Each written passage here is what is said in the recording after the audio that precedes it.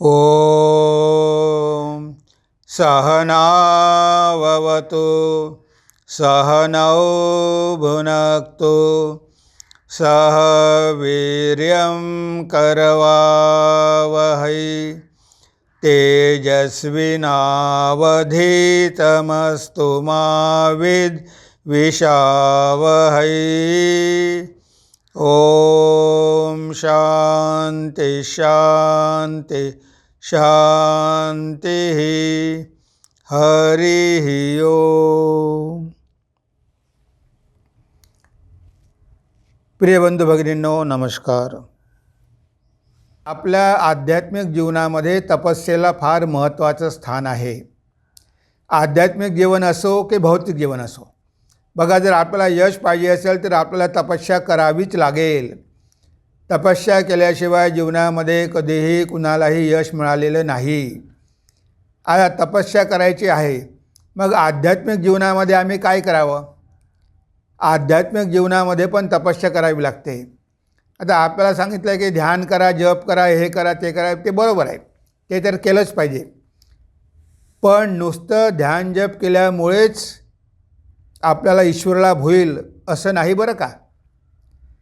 त्यासाठी आपल्याला वेगळ्या प्रकारची तपस्यासुद्धा करावी लागते। आता नुसत्या ध्यानाद्वारे जर आपल्याला भगवान लाभ झाला असता तर पतंजलीने अष्टांग योग आपल्याला कशाला सांगितला असता? यम, नियम, आसन, प्राणायाम, प्रत्याहार, धारणा, ध्यान, समाधी एवढं कशाला? जर आपला नुसत्या ध्यानाद्वारे समाधी प्राप्त होऊ शकते तर मग यम आणि नियमाची गरज काय? अहिंसा, सत्य, अस्तेय, ब्रह्मचर्य, अपरिग्रह, शौच, संतोष, तप, स्वाध्याय, ईश्वर प्रणिधानानी, हे जे यमनियम सांगितलेले आहे हे कशासाठी आहे?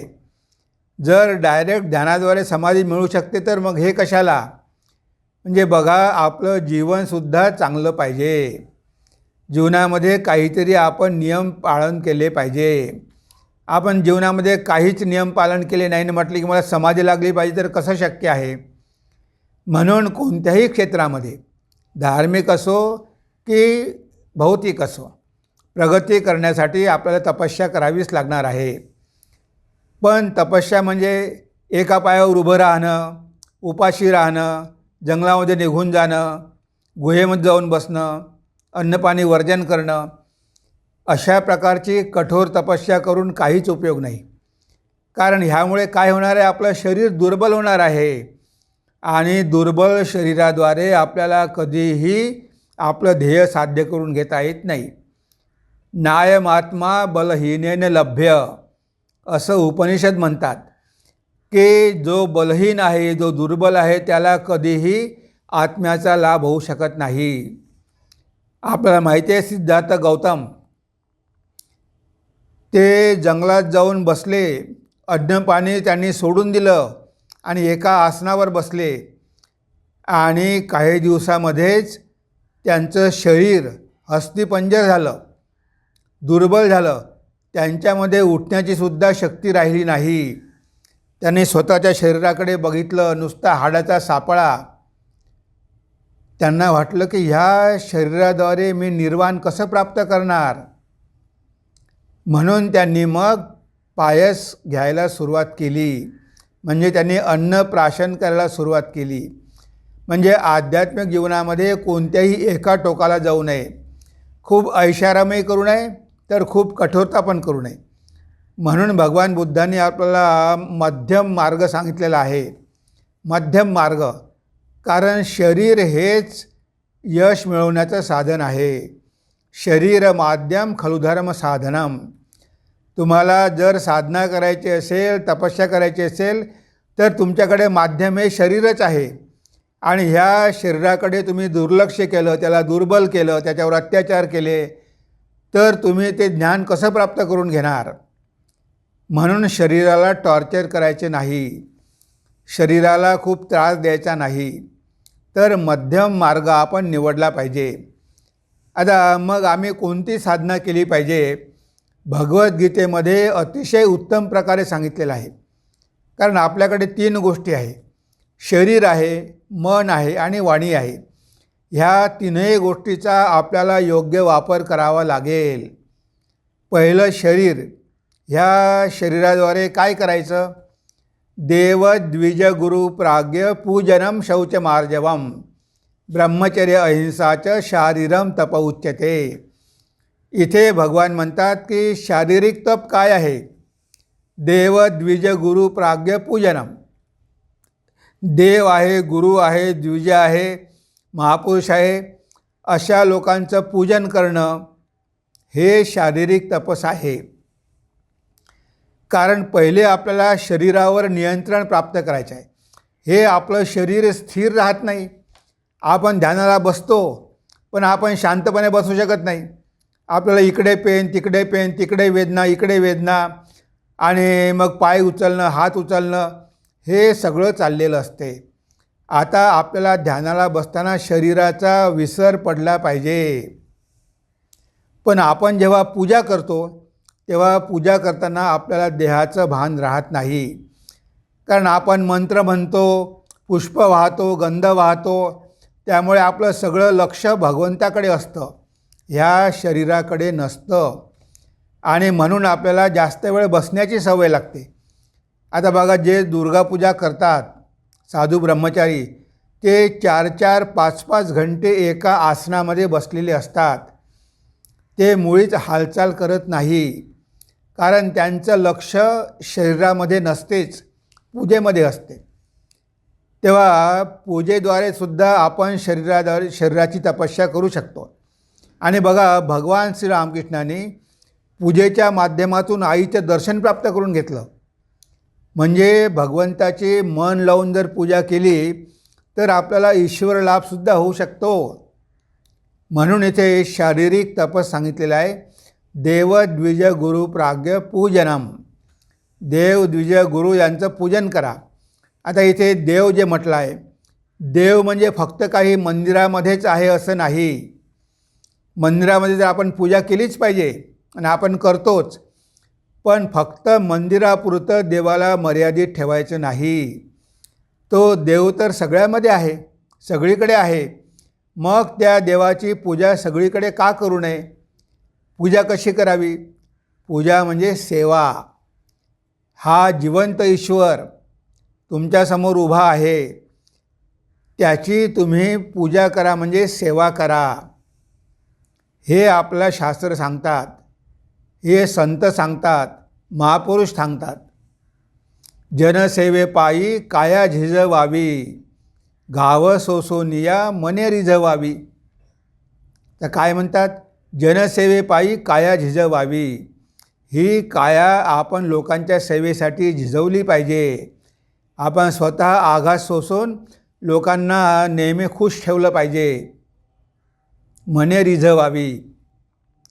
तर हे सगळे आपल्याला सांगतात की या शरीराद्वारे आपण लोकांची सेवा केली पाहिजे. त्यासाठीच तर हा देह, परोपकाराय इदम शरीरम, इतरांवर उपकार करण्यासाठीच हे शरीर आपल्याला प्राप्त झालेलं आहे.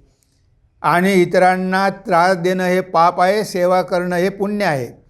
परोपकाराय पुण्याय पापाय परपीडनाम. इतरांवर उपकार करणं हे पुण्य आहे आणि इतरांना त्रास देणं हे पाप आहे. तेव्हा आपण ह्या शरीराचा कसा वापर केला पाहिजे, हे सगळं आपल्या हाती अवलंबून आहे. आपल्याला शरीर आहे, आपल्याला इंद्रिय आहे. आता याचा आपण योग्य वापर केला पाहिजे. याची दिशा भगवंताकडे वळवली पाहिजे. त्या भगवंताने आपल्याला कान दिलेले आहे. आता भगवंताच्या गुणसंकीर्तनाचं श्रवण करा, भगवंताच्या कथांचं श्रवण करा, भगवंताच्या जीवनाचं श्रवण करा. तुम्हाला जिव्हा दिलेली आहे, या वाणीद्वारे भगवंताचं गुणगान करा, जप करा. हे सगळं आपल्याला ह्या इंद्रियांद्वारे आणि शरीरांद्वारे करायचं आहे. म्हणून म्हटलं आहे देव द्विज गुरु प्राज्ञ पूजनम. त्यांची पूजा केली पाहिजे, देव द्विज गुरु आणि प्राज्ञ. नंतर शौचम. शौच म्हणजे स्वच्छता. आपल्याला स्वच्छता पाळणं फार आवश्यक आहे. एखादा घाणेरडा असेल, गलिच्छ असेल, सगळीकडे घाण पसरलेली असेल, तर तो आध्यात्मिक होऊ शकत नाही. कारण जेव्हा आपलं सराउंडिंग स्वच्छ असते, आपला परिसर स्वच्छ असतो, आपली खोली स्वच्छ असते, आपले कपडे स्वच्छ असतात, तेव्हा आपलं मन प्रसन्न राहतं. म्हणून तुमच्या खोलीमध्ये देवघर करा, तिथे फोटो ठेवा, अगरबत्ती लावा, फुलं वाहा, तिथलं वातावरण प्रसन्न ठेवा, स्वच्छ ठेवा. घाणेरडं ठेवू नका. आपण घाणेरडं का ठेवतो? कारण आपल्यामध्ये तमोगुण असतो, आपल्यामध्ये आळस असतो, म्हणून आपण सगळीकडे घाणच घाण ठेवतो. तेव्हा ध्यान करण्यासाठी, साधना करण्यासाठी स्वच्छतेला अतिशय महत्त्वाचं स्थान दिलेलं आहे. स्वच्छता म्हणजे शौचम आणि आर्जवम म्हणजे स्वभाव कसा पाहिजे? सरळ पाहिजे, बालकासारखा सरळ पाहिजे. स्वामी सुबोधानंदजी, सुबोध महाराज, एक दिवस स्वामीजीने विचारलं की खोका तुला काय पाहिजे? तेव्हा खोका महाराज म्हणाले की मला शेवटपर्यंत दररोज चहा मिळाला पाहिजे. बघा, आता ते ब्रह्मज्ञान मागू शकले असते, स्वामीजी द्यायला तयार होते, पण ते म्हणतात की मला चहा दररोज मिळाला पाहिजे. म्हणजे बालकासारखे सरळ अशा प्रकारचा स्वभाव पाहिजे. मनामध्ये कोणत्याही गाठी नको, स्पष्ट पाहिजे. आपले विचार, आपलं बोलणं सगळं एक पाहिजे. म्हणजे स्वभावाने मनुष्य सरळ पाहिजे, स्वभावाने तो सात्विक पाहिजे, तो चांगला पाहिजे, तो प्रेमळ पाहिजे, विश्वासू पाहिजे, असा व्यक्ती पाहिजे. आणि त्यानंतर म्हटलं आहे ब्रह्मचर्य अहिंसाचं. ब्रह्मचर्य म्हणजेच सगळ्या इंद्रियाचा संयम. ब्रह्मचर्य म्हणजे फक्त कामवासनेचा संयम नाही, तर सगळ्या इंद्रियांवर संयम म्हणजे ब्रह्मचर्य. तेव्हा आपल्या इंद्रियाची दिशा भगवंताकडे वळवून द्यायची आहे, त्याला ब्रह्मचर्य म्हटलं आहे. ब्रह्मचर्याचं पालन केल्यामुळे आपली नर्व्हस सिस्टम, आपला मेंदू, आपल्या मज्जातंतू, आपलं शरीर हे सगळं सुदृढ होतं आणि त्याची आवश्यकता आहे. आपल्या मेंदूमध्ये ओजस वाढतं, आपल्या मेंदूची कॅपॅसिटी वाढते, आपले मज्जातंतू सुदृढ होतात. म्हणून ब्रह्मचर्याचं आचरण करणंसुद्धा आवश्यक आहे. ज्याला आध्यात्मिक जीवन जगायचं आहे त्याच्या जीवनामध्ये कुठेतरी संयम पाहिजेच, तरच तुमची शक्ती वाढेल, तरच आध्यात्मिक प्रगती होईल, तरच मन पवित्र होईल. ते ब्रह्मचर्य अहिंसाचं म्हणजे आपल्या शरीराद्वारे, वाणीद्वारे कुणालाही इजा करायची नाही, इतरांचं वाईट चिंतन पण करायचं नाही. काया वाचा मनानं आपण अहिंसेचं पालन करायचं. कुणालाही त्रास द्यायचा नाही, कुणालाही इजा करायची नाही, कुणालाही टोचून बोलायचं नाही. तर काया वाचा मनानं आपण इतरांची सेवाच करायची, पण इतरांना कधीही हानी करायची नाही. तर हे आहे शारीरिक तपस. शारीरम तप उच्यते. मग आपल्या वाणीद्वारे काय करायचं? अनुद्वेगकरम वाक्यम सत्यम प्रियहितं च यत् स्वाध्यायाभ्यासनं चैव वाङ्मयं तप उच्यते. तर इथे म्हटलं आहे की अनुद्वेगकरम वाक्यम. उद्वेगा मीन्स इरिटेटिंग. तुम्ही तुमच्या वाणीद्वारे कुणाचंही मन दुखवू नका, कुणालाही टोचून बोलू नका, कुणाचाही अपमान करू नका, कुणावरही उगीचच रागावू नका, कुणाची मनं दुखवू नका, कुणाची निंदा करू नका. हे सगळी वाणीची तपस्या आहे. आपल्या वाणीद्वारे आपण कधीही कुणालाही दुखवू नये. हेच तर म्हटलं आहे अनुद्वेगकरम वाक्यम. उद्वेगा मीन्स इरिटेटिंग. काही काही लोक असतात, खूप अहंकारी असतात, ते नेहमी इतरांचा अपमान करतात. त्यांना वाटते की ते सगळ्यात श्रेष्ठ आहे. त्यांच्या जिभेला हाडच नसते, ते काय कधी काय बोलतील काही सांगता येत नाही, त्यांचा काही भरोसा नसतो. अशा लोकांपासून दूर राहिलेलंच बरं आणि कोणी त्यांच्या जवळ पण जात नाही. तेव्हा आपण आपल्या वाणीद्वारे लोकांची हृदय जिंकून घ्यायला पाहिजे. लोक आपल्यापासून दूर जाता कामा नये, अशाच प्रकारची भाषा आपण बोललो पाहिजे. तर इथे अनुद्वेगकरम वाक्यम आणि सत्यम, सत्याचं आचरण केलं पाहिजे. कारण आपण बोलतो, पण आपण बोलतो आणि इतकं आपण बोलतो, त्यामुळे सत्याचं आचरण होत नाही. जिव्हा दिलेली आहे किती महत्त्वाची आहे. दिवसभर आपण बडबड बडबड बडबड करत असतो, पण आपण काय बोलतो? नेहमी संसाराच्या गोष्टीच बोलत असतो. ह्या जिभेद्वारे कुठे भगवंताचं नामगुण संकीर्तन केलं पाहिजे ते आपण करत नाही. भगवान श्रीरामकृष्ण खूप लक्ष ठेवायचे. जेव्हा गंगेवर स्त्रिया स्नान करायला यायच्या आणि त्या तिथे गप्पा मारायच्या, श्रीरामकृष्ण ऐकायचे. त्या म्हणायच्या, अगं आज तुझ्या घरी कशाची भाजी केली? तुझ्या मुलाचं लग्न झालं का? तुझी सुनबाई कशी आहे? तुझ्या मुलीचं लग्न झालं का? ह्या म्हणजे अशा सगळ्या संसाराच्या गोष्टी हे लोक इथे येऊन करतात. ते गंगा स्नानाला येतात, पण इथेसुद्धा सांसारिक विषयांच्या गोष्टी करतात. एक दिवस खोलीमध्ये श्रीरामकृष्ण आणि मास्टर माशे बसलेले आहेत. आता ह्या दोघांमध्ये गप्पा सुरू आहे की आजकालची तरुण मुलं, कॉलेजची मुलं कशी बिघडत आहे, त्यांना कशा वाईट सवयी लागत आहे, त्यांच्याकडे कोणीही लक्ष देत नाही. हे सगळं ते बोलत होते. श्रीरामकृष्णांनी खोलीमधून ऐकलं, बाहेर आले. म्हणजे तुमच्या काय गप्पा सुरू आहे? तेव्हा त्यांनी सांगितलं की आजकालच्या मुलांबद्दल आम्ही बोलत होतो. तेव्हा ठाकूर मास्टर महाशयांवर रागावले. अहो म्हणे, मास्टर तुम्ही तर वयाने मोठे, नरेंद्र तर लहान, त्याला काही कळत नाही, आणि इथे येऊनसुद्धा तुम्ही त्या संसाराच्या गोष्टीच बोलता.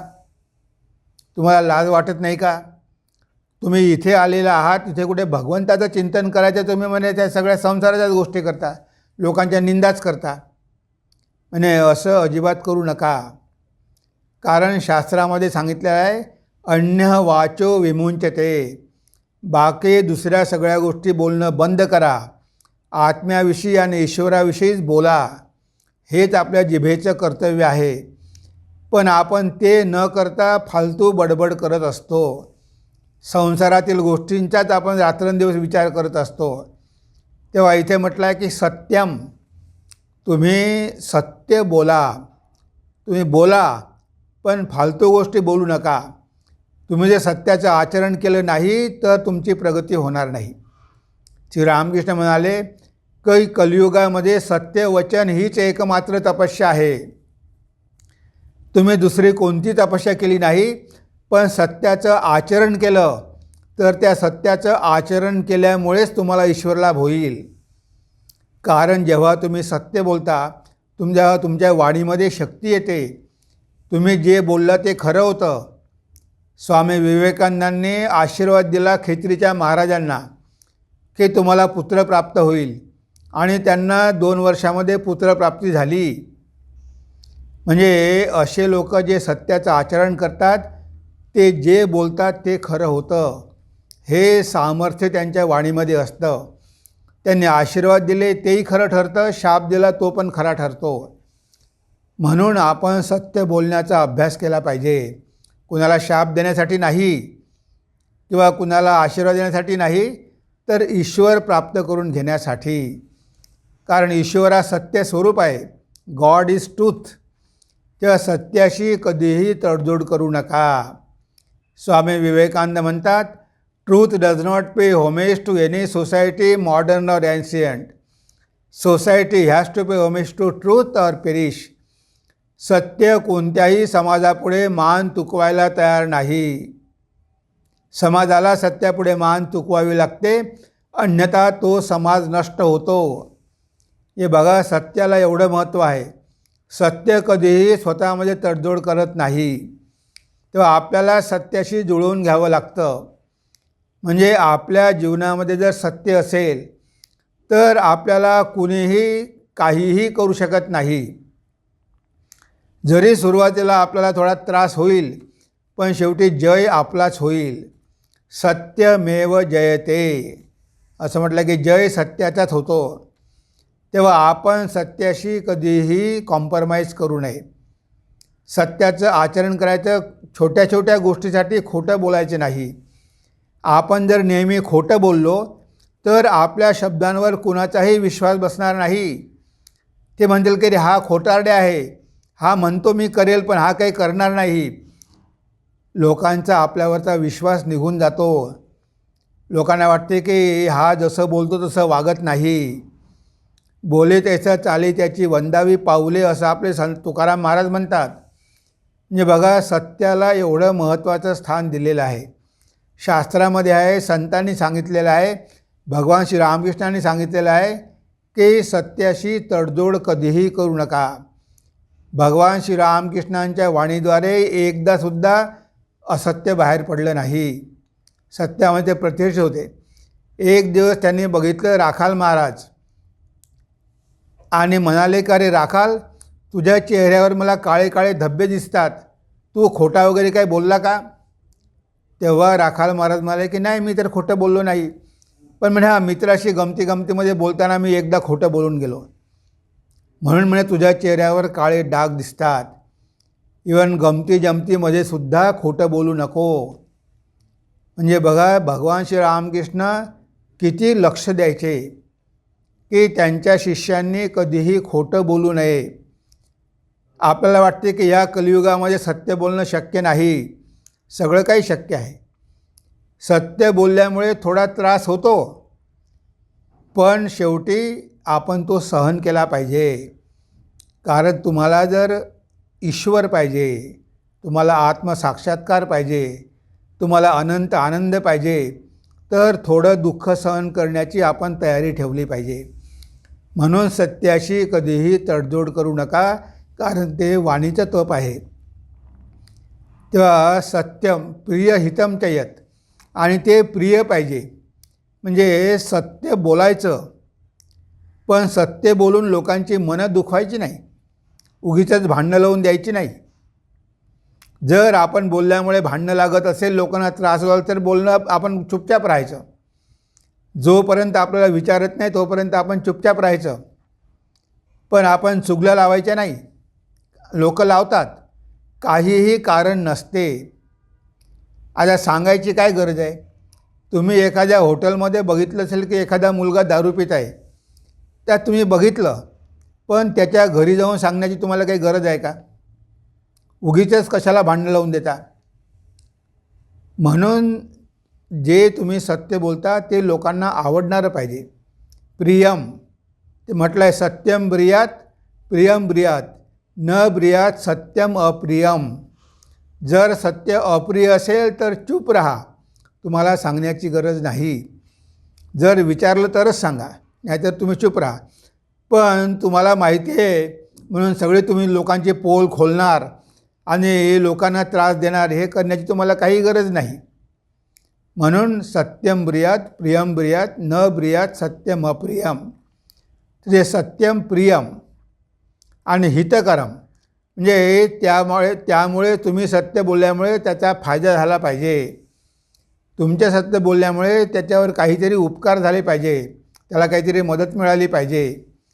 अशाच गोष्टी तुम्ही त्याला सांगा की ज्यामुळे त्याचं हित होईल, त्याचं मन दुखावलं जाणार नाही. अशा प्रकारचं सत्य तुम्ही आचरण करा. म्हणून म्हटलं आहे, अनुद्योगकरम वाक्यम सत्यम प्रियहितम च यत स्वाध्यायाभ्यासनम चैव वाङ्मयम तप उच्यते. त्यानंतर स्वाध्याय, कारण शेवटी तुमच्या डोक्यामध्ये जे आहे तेच तुमच्या तोंडाद्वारे बाहेर पडेल. तुमच्या मनामध्ये जर चांगले विचार असतील तर तुमच्या वाणीद्वारे चांगले विचारच बाहेर पडतील.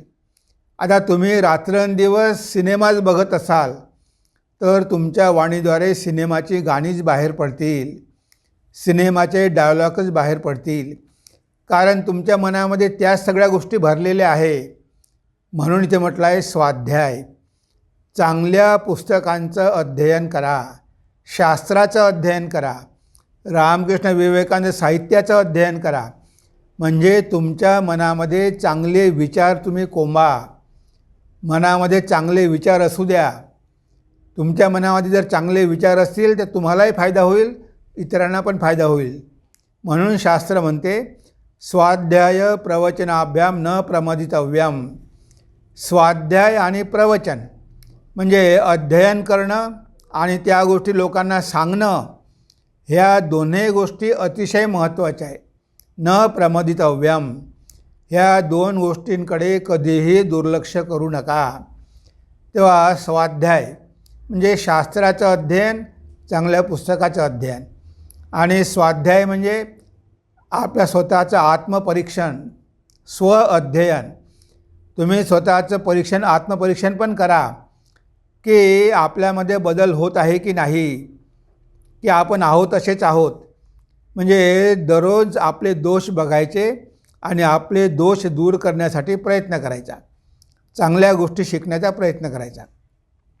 हा पण एक प्रकारचा स्वाध्यायच आहे. तर इथे हे वाणीचं तप आहे. कारण तुम्ही स्वाध्याय केला, चांगली पुस्तकं वाचली, तर तुमच्या वाणीद्वारे पण चांगल्या गोष्टी बाहेर पडतील आणि तुम्ही लोकांना चांगल्या गोष्टी सांगू शकाल. त्यामुळे तुमचा तर फायदा होईलच, पण तुमच्याद्वारे इतरांना पण चांगल्या गोष्टी ऐकायला मिळतील, त्यांचं पण कल्याण होईल. म्हणून हे आहे वाचिक तपस. तुमच्या वाणीद्वारे तुम्हाला तपस्या करायची आहे. आणि तुमची भाषा कशी पाहिजे? मधुर पाहिजे. तुम्ही लोकांची मनं जिंकली पाहिजे, सत्य बोलले पाहिजे, कोणाचाही अपमान करून मनं दुखवता कामा नये. तर ह्या सगळ्या गोष्टी जिभेद्वारे आपल्याला करायच्या आहे. भगवंताच्या नावाचा जप करायचा आहे, नाम गुणगान करायचं आहे. हे सगळं जिभेद्वारे आपल्याला करायचं आहे. म्हणून हे वाचिक तपस आहे. तर अनुद्योगकरम वाक्यम सत्यम प्रियहितम च यत् स्वाध्यायाभ्यासनम चैव वाङ्मयम तप उच्यते. हे आहे वाणीचं तपस.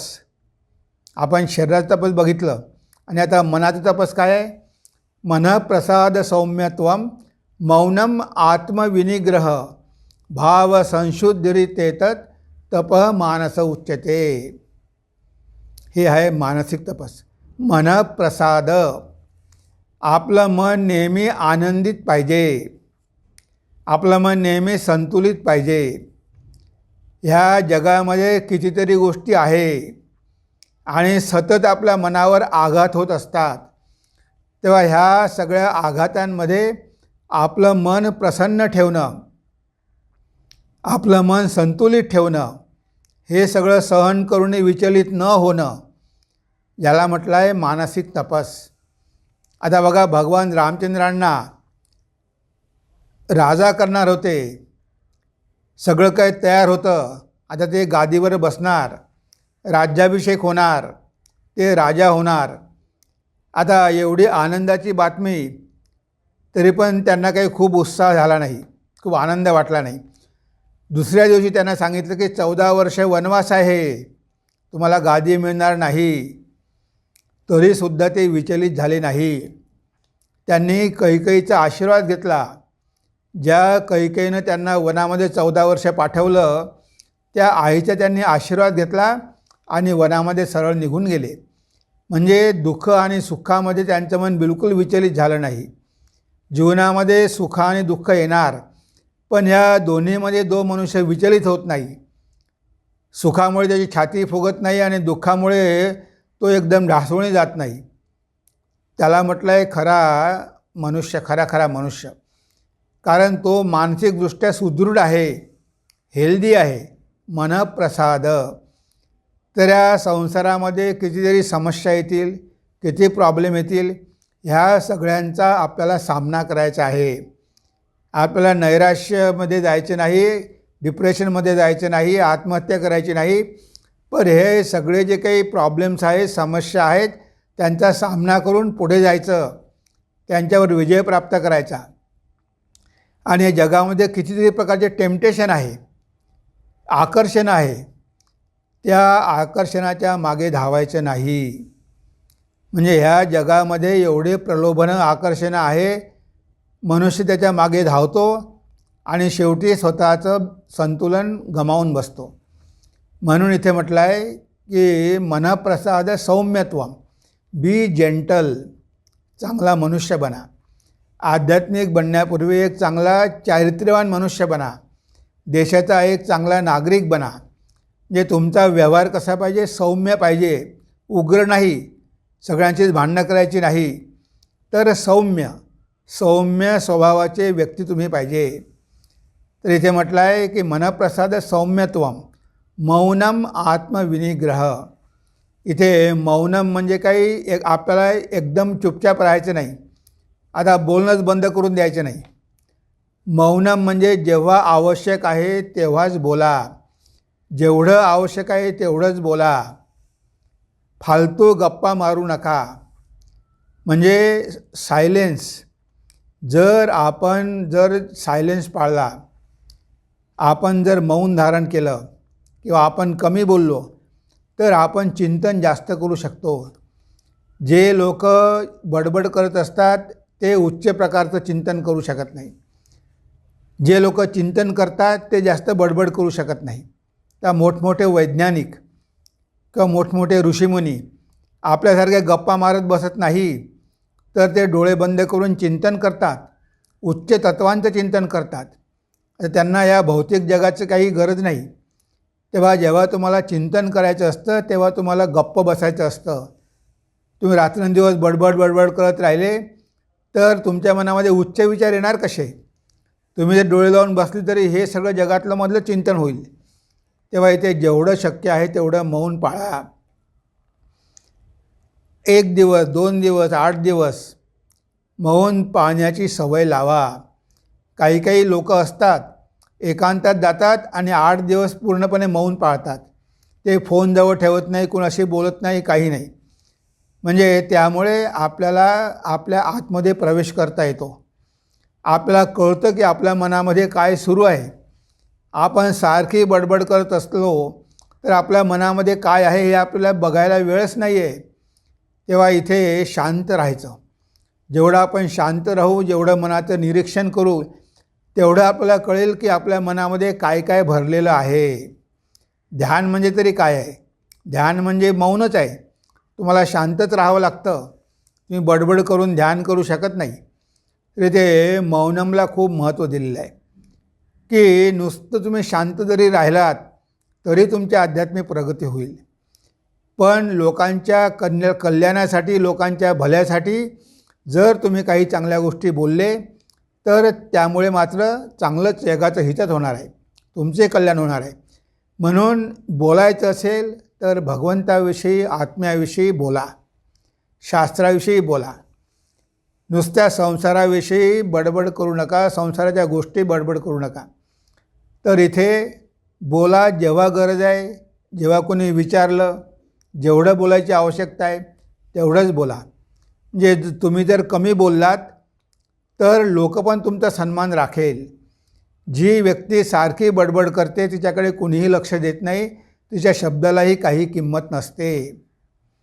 तेव्हा तुम्हाला तुमची डिग्निटी मेंटेन करायची असेल तर जेवढं आवश्यक आहे तेवढंच बोला, एकदम बडबड करू नका.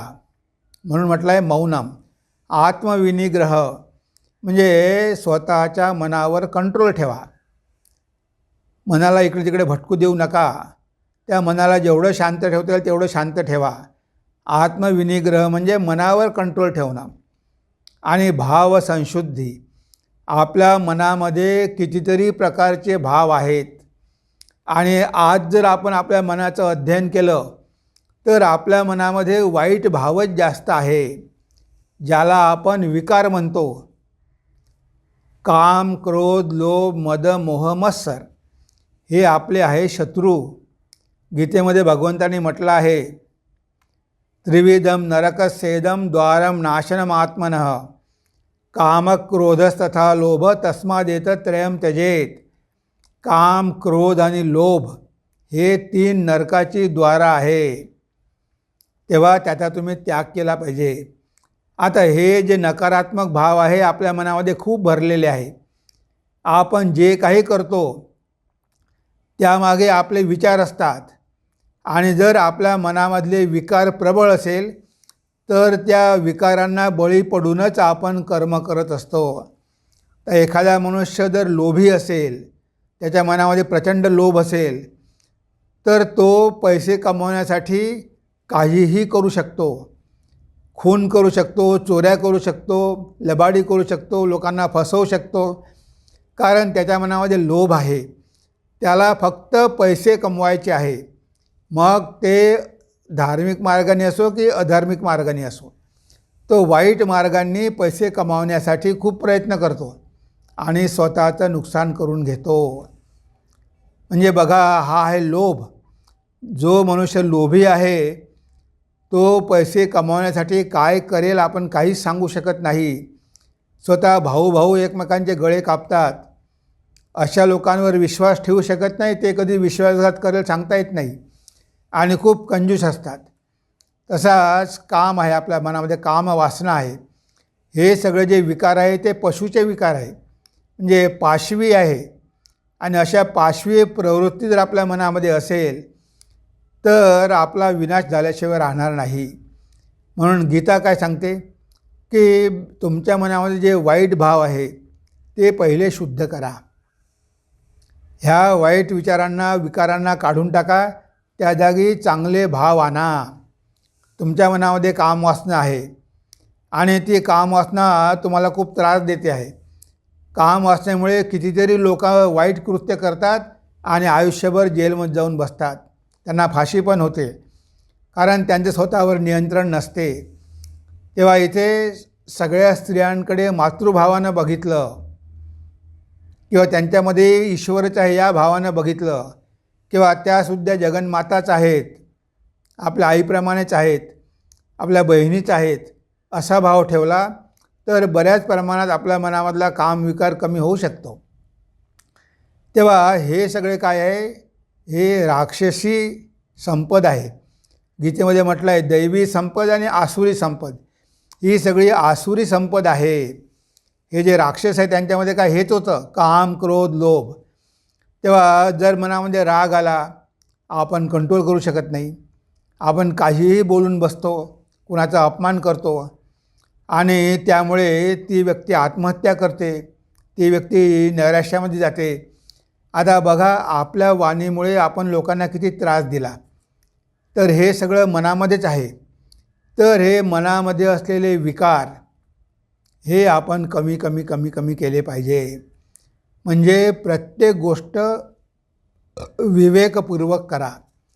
करण्यापूर्वी विचार करा की हे गोष्ट केल्यामुळे काय परिणाम होणार आहे.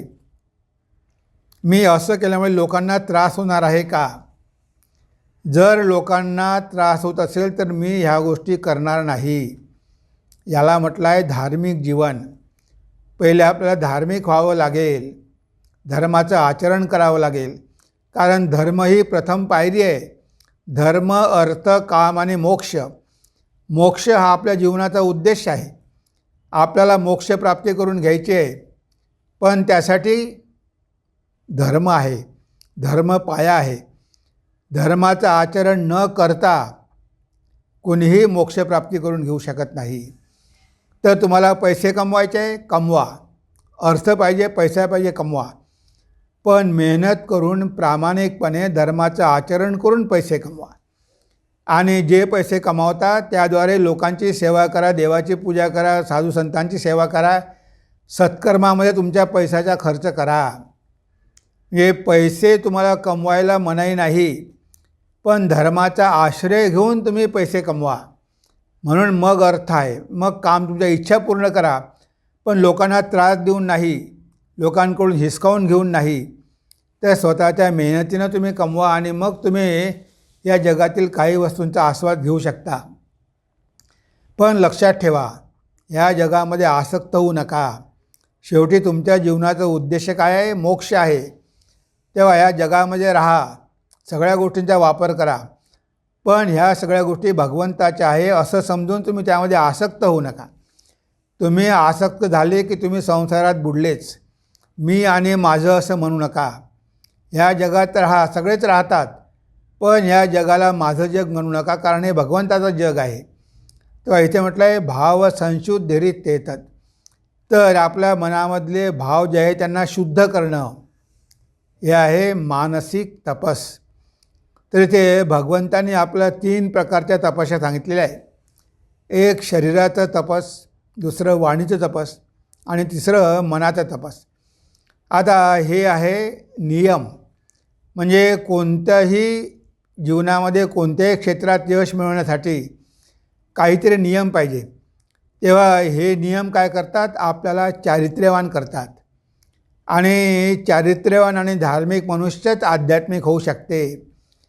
आणि हे सगळं केल्यानंतर तुमचं मन, तुमचे इंद्रिय, तुमची जिव्हा, तुमची वाणी, तुमचे शरीर हे सगळं तुम्ही संयमामध्ये आणल्यानंतर मग तुम्ही जर जप केला, ध्यान केले, प्रार्थना केली, हे सगळं केलं तर तुमची लवकरात लवकर प्रगती होईल.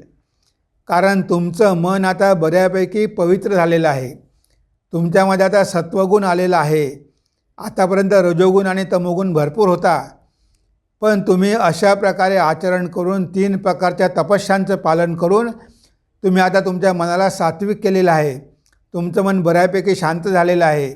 बरेच मनामधले विकार निघून गेलेले आहे. जगामध्ये कसं राहावं हे तुम्हाला कळलेलं आहे.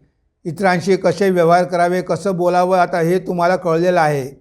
आता तुम्ही या शरीरवाणीद्वारे कुणालाही त्रास देत नाही, तर याचा उपयोग लोकांची सेवा करण्यासाठी करता.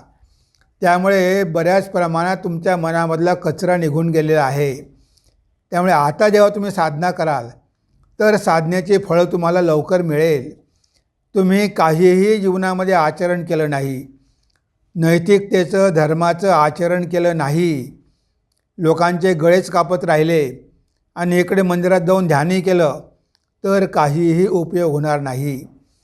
आपल्या जीवनामध्ये कुठेतरी नियमसुद्धा पाहिजे, शिस्तसुद्धा पाहिजे.